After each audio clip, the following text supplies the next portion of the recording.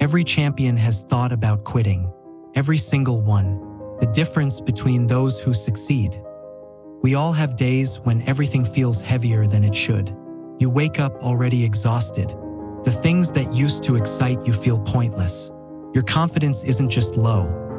It's buried somewhere under frustration, disappointment, and maybe a little fear. On days like this, quitting feels logical. Your brain whispers, "Why am I even doing this? Maybe I'm not cut out for it. It's better to walk away before I waste more time."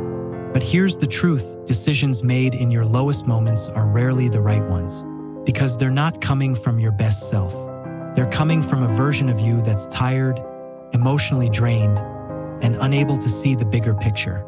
Science even backs this up.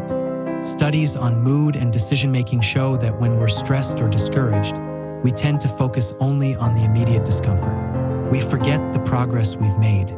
We forget the reasons we started.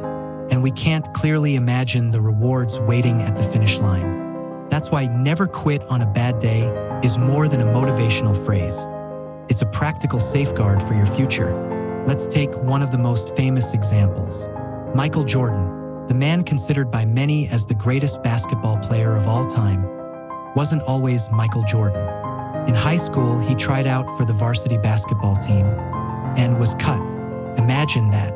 One of the most talented athletes in history being told, "Sorry, you're not good enough." He could have quit right there, walked away, told himself that the coach was right, that he just didn't have it. But instead, he went home and cried, not for minutes, for hours. And then something shifted. He made a decision, not on the court, not in front of the crowd, but alone in his room. He decided, "I'll be back. I'll train harder. I'll prove them wrong." From that day on, he showed up earlier than anyone else to practice. He stayed longer than anyone else. He worked on his weaknesses relentlessly. That bad day, the day he got cut, became the fuel for his legendary career. And here's the lesson. That could have been the end of his basketball story. But it wasn't, because he didn't quit on a bad day. There's a reason bad days feel like a full stop instead of just a comma. When you're emotionally low, your brain plays tricks on you. You develop tunnel vision. You can only see the problem, not the solution. You magnify the issue. Small setbacks look huge. And your self-doubt gets amplified.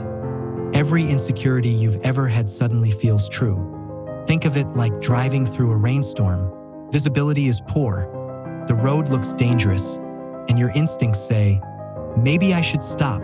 But if you pull over and quit your journey every time the rain gets heavy, you'll never get anywhere.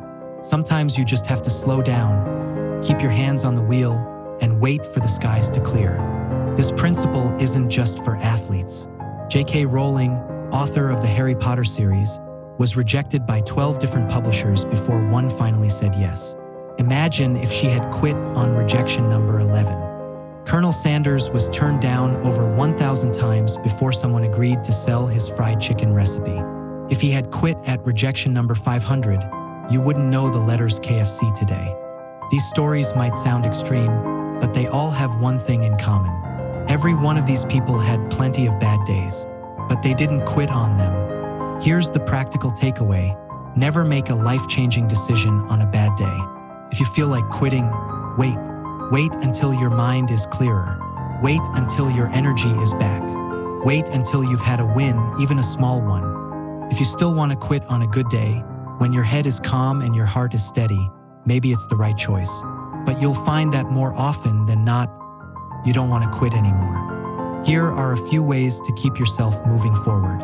First, name the feeling, don't bury it. Tell yourself, "I'm having a bad day." That's all it is. Second, do one small thing right. Not to win the whole game, just to remind yourself you can make progress. Third, reach out to your support circle. Sometimes you need someone else to remind you of your potential. And fourth, sleep on it. Rest can be more powerful than you think. Your mood is temporary. Your dreams are not. So the next time you're ready to throw in the towel, remember Michael Jordan, J.K. Rowling, Colonel Sanders, and remember yourself. Don't quit on a bad day. The storm will pass, and when it does, you'll be glad you kept going.